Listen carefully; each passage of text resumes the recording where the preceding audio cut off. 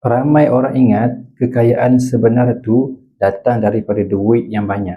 Hakikatnya, kekayaan sebenar ada di tangan kita bila kita simpan emas.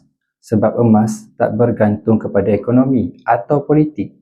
Walaupun negara bergolak, nilainya tetap kukuh tanpa jaminan sesiapa pun. Berbeza dengan duit kertas. Makin lama, makin susut nilainya. Hari ini, RM100. 10 tahun lagi mungkin cukup untuk beli barang dapur sahaja. Emas lain, nilainya berpandukan kepada berat dan ketulinan, bukan sekadar janji di kertas.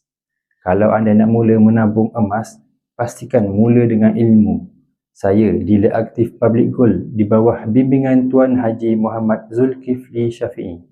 Sekiranya anda berminat untuk mulakan tabungan emas bersama Public Gold, boleh rujuk pin video 5 langkah daftar percuma.